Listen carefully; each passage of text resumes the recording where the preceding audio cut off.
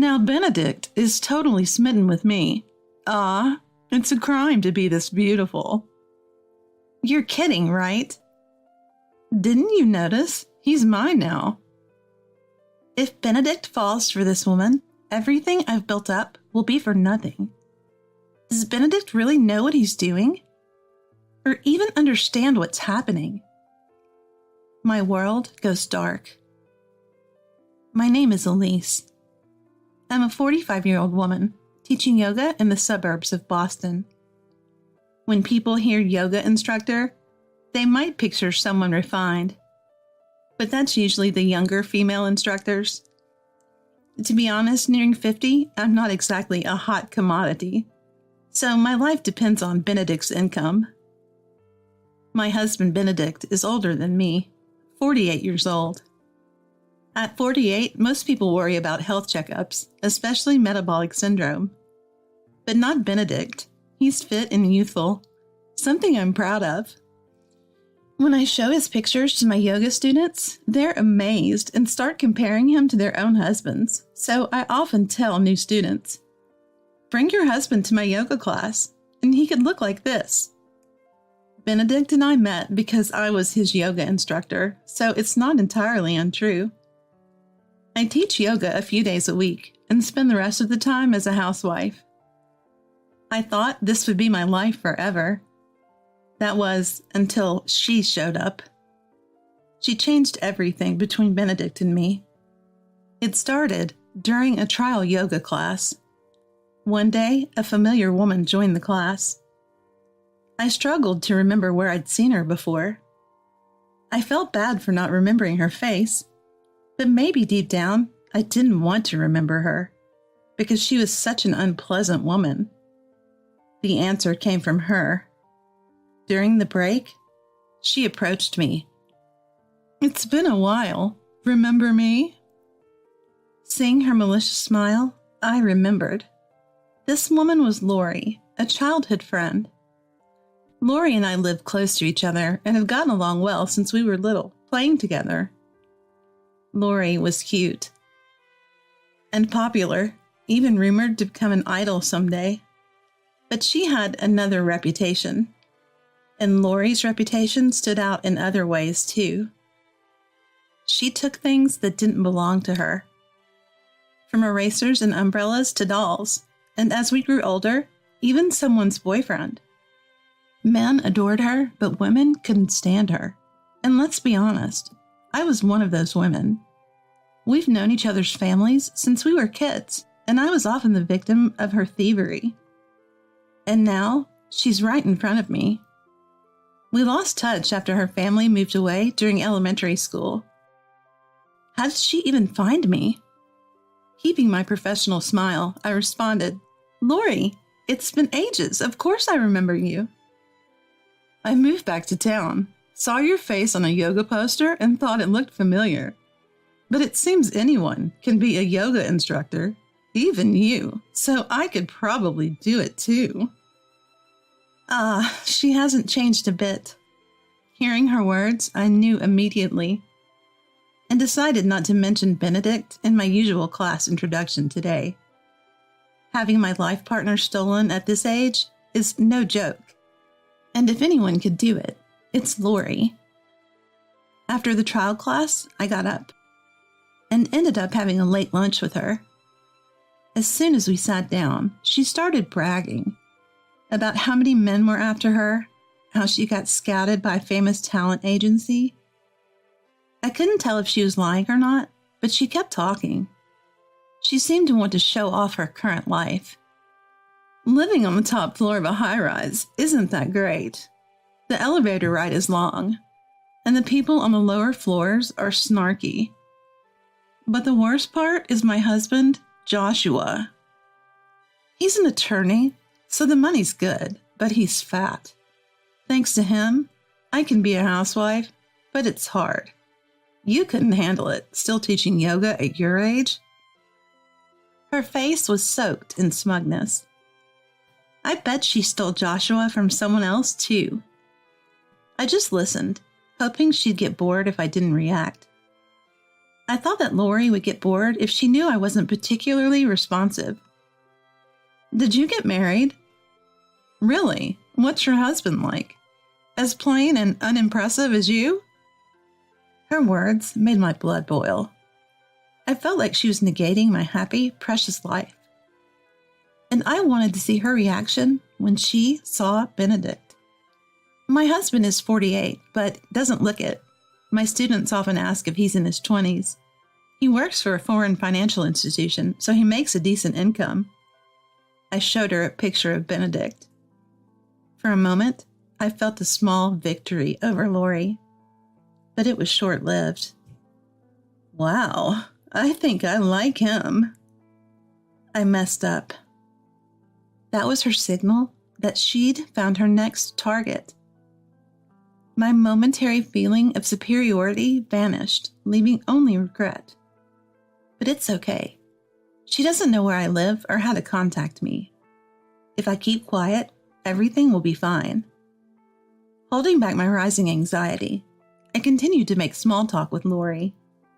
But behind the casual chatter, there was an unspoken battle. Lori was trying to dig up more about Benedict, and I was dodging her questions. I managed to end the conversation without giving anything away.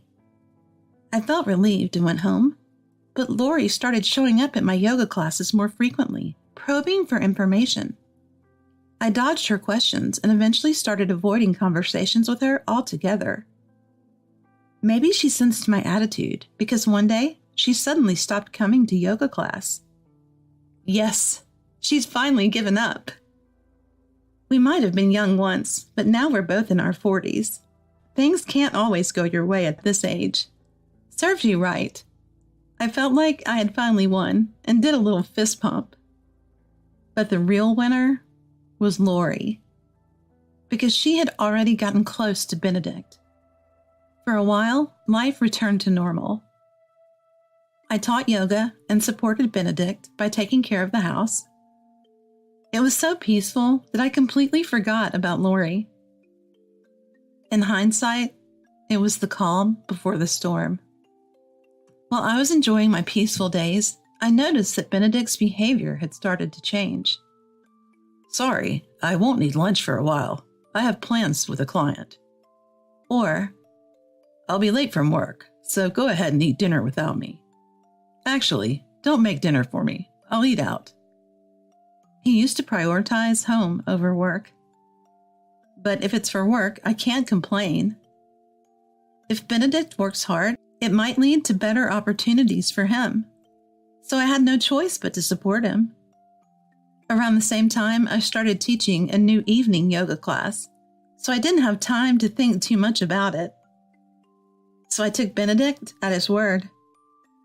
I was naive to think that both of us getting busier was a good thing. Now that I think about it, I was really stupid. Then one day, Lori showed up in my yoga class again. During the class, she kept giving me the smug look.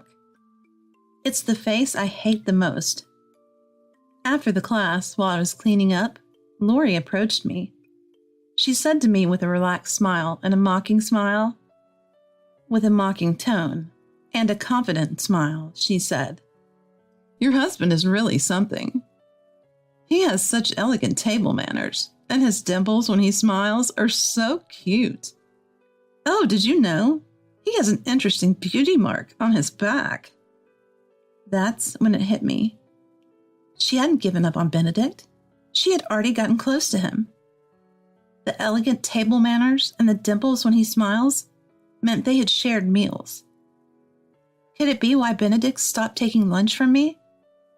But more importantly, the interesting beauty mark on his back? If I connect that with Benedict coming home late and smelling like a different soap, the answer is clear. She's already slept with him multiple times. I was horrified. What are you even talking about? I never introduced you to Benedict. How did you even meet him? Are you dumb? Even if you don't tell me, I can easily find out from other students in the class. You're so naive. I just had to stake out your house for a few days after asking around. And I found out all about your husband, especially since you've been showing off pictures of Benedict. Now he's smitten with me. Ah, it's a curse to be this beautiful. You're lying. Didn't you notice? Benedict is mine now. If Lori takes Benedict from me, everything we've built together will be for nothing. Does Benedict even know what's happening? Is he okay with this? My world went dark, thinking about the days that might be lost and about Benedict. Lori left, laughing so hard she was practically holding her stomach. I was left alone in the class. Calm down. First, I need to talk to Benedict. Maybe it's just Lori's delusion. Above all, I wanted to confirm how Benedict really felt. What will happen to what we've built together? And what do you think of me now? When I confronted Benedict after he came home, he bluntly said, "Sorry, everything Lori said is true. I might have done you wrong, but you're not innocent either. Your cooking is bland, and you never compliment me when I come home from work. You're always ordering me around, telling me to exercise and use this lotion. Lori, on the other hand, is kind. She always says I'm wonderful, and her cooking is delicious." Wait, the seasoning and the exercise? It's all for you? And what about our promises? You said back then. Benedict cut me off and yelled, "Shut up. It's all your fault. You're always bossing me around. I don't need a woman like you anymore." We're married. Can't we talk this out? I have reasons for asking you to. Enough. I'm going to Lori's house tonight. She's kind and doesn't boss me around like you do. With that, Benedict left the house. I was left alone, sighing. I never thought Benedict would feel that way. Sure, I've asked him to do various things. But did he see those as orders? Even though it was all for his sake? Everything I've done for Benedict was just negated by the man himself. But his way of putting it was unfair, blaming everything on me and insisting he's not at fault. And then saying he's going to Lori because she's kind. What is he, a grade schooler? He's almost 50 for crying out loud. Is this who Benedict really is? I admit I might have been wrong in how I acted, but reflecting on what Benedict just said, my love for him suddenly cooled. Besides, he's infatuated with Lori and doesn't seem to care about me. That's when it hit me. If that's the case, I might as well hand Benedict over to Lori, clean and clear. If I do that, I might be able to get back at Lori twice as hard. Thinking about the way she laughed at me, I made up my mind. Next time, it's my turn to laugh. I'll get back at her. Lori showed up at the yoga class the next day. Just like yesterday, she looked at me with a smug face throughout the class. Enjoy that look while you can. I told myself that and calmed down. After the class, Lori approached me again, just like yesterday. Today, I have a date with Benedict. He stayed over at my place last night, and it felt like we were a real married couple. Oh, sorry. I forgot. His legal wife is right here. If you like Benedict that much, go ahead. He doesn't seem to love me anymore, so you can have him. Lori looked disappointed for a moment, expecting me to show a frustrated face, but it was only for a second. Oh, giving up so soon? Well, he's already smitten with me, so it makes sense. Hey, Lori, aren't you married to Joshua? Have you talked to him? What? I can easily get rid of that fatso. I'm fabricating evidence of his infidelity to claim alimony and leave him. Disgusting. That's what I thought. She takes what she wants and discards it when she's done. I feel so sorry for Joshua. Well then, I'll gladly take Benedict. You plain boring women always lose. Spend your lonely age alone. With that declaration of victory, Lori left. Let her say what she wants. That day, I had Benedict sign the divorce papers. He must have already heard about today from Lori. He signed without asking any questions. Watching him, I thought how quickly our happy days had come to an end. But I don't want to have regrets. Before either of us could change our minds, I submitted the signed divorce papers to the court. Now I'm single. I rented an apartment nearby and started living alone. However, living on just a yoga instructor's salary felt a bit insecure, so I started dipping into my savings. But even while living alone, I was in contact with someone without fearing the future. All I had to do was wait for their response. A few months later, Lori came back to the yoga class. This time, she waited until after the class. She came up to me and suddenly started crying. "What's wrong with that man? He was so wonderful at first, but as soon as we got remarried, he started gaining weight and his skin got bad. Now he's just a regular fat old man, and his salary is low. I had high hopes because he said he worked for a famous financial institution. What's going on?" Here it comes. This is what I've been waiting for. Holding back a smirk, I calmly responded to Lori. "Don't worry. Listen carefully. The reason he was slim and handsome was all due to my meal planning and exercise guidance. Now that he's left me, you've been spoiling him, so he's just reverted to his natural state. That's the real Benedict. And about the foreign financial institutions, it's actually a subsidiary of a related company of foreign financial institutions. I just exaggerated a bit. Yes, I had been managing Benedict's meals since before we married. I even packed him a balanced lunch every day. I also made sure he ate dinner at home, so I had complete control over his diet. I encouraged him to exercise and even got him to use men's lotion for his skin. All these efforts had helped him maintain a youthful appearance, even in his 40s. But all that ended when we divorced, and his new spouse, Lori, just spoils him. She probably doesn't think about balanced meals or encourage him to exercise. It's only natural he'd revert to his old self, living like that. "What? So you're saying he was only good because of you? What's that about?" "It's fine. If your love is true, he'll become wonderful again. Not that it matters to me." "No way. I don't want that fatso. Take him back." I'm amazed at how this woman can talk about people as if they're objects. But of course, I have no intention of taking him back. "Too bad. I've already found someone else to marry. Here he is." I showed Lori a photo of my new fiancé on my phone. The man on the screen was a well-built, kind-looking man wearing an attorney badge. "What? Who is this guy?" "He's amazing."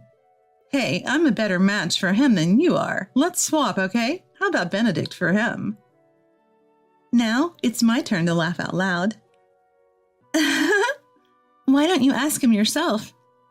Ask him to marry you, or, ask him to get back together with you, because this man is your ex-husband, Joshua." "What? How did Joshua turn into such a great guy? You're lying. And I can't stand the idea of you being with such a handsome man." Still saying that, huh? I was utterly amazed. I'm not lying. The person I'd been in contact with while living alone after divorcing Benedict was none other than Lori's ex-husband, Joshua. I was in contact with him, of course, to get back at Lori. First, I dramatically changed Joshua's appearance through meal planning and exercise. Of course, it was all to make Lori regret later. But this revenge is just the first step. The second step is yet to come. Did you forget that Joshua is an attorney? I've already told him about your attempt to fabricate his affair. You should be expecting a lawsuit for damages from him any time now. What? Oh, and from me too. I'm suing you for having an affair with my husband. And of course, I have the best attorney, Joshua. Ugh! It's too late for Lori's small cry. Oh, I almost forgot. Benedict got his current job through a client from my yoga class. I've told them about this whole mess, and they were really disappointed. Who knows what will happen to Benedict's job now? Lori was speechless. I left her standing there and gracefully exited the class. Serves you right. You've taken so much from me, and now you've even taken away my husband. You got what you deserved. After some time, Lori had to pay a hefty sum in damages due to our lawsuits. She had to sell the luxury apartment she got from divorcing Joshua, and now she and Benedict are living in a cheap apartment. Just like I said, Benedict's salary got even lower due to his demotion, and now Lori has to work too. Some of my yoga students work at the same place as her, so naturally I've told them about Lori. My students are all saying things like, "What a terrible woman, Elise. You've been through a lot. We'll make sure she gets what's coming to her. I can't wait to give her a hard time." As for me, I happily remarried Joshua.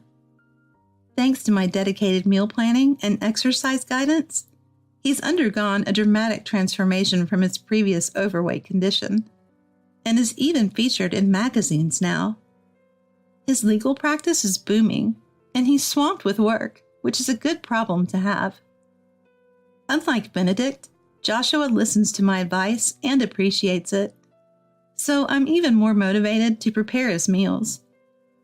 Oh, and the luxury apartment Lori had to give up? We're living there now. From the windows of our high-rise apartment, the building where Lori and Benedict lived looks so small, it's almost laughable. My revenge is complete.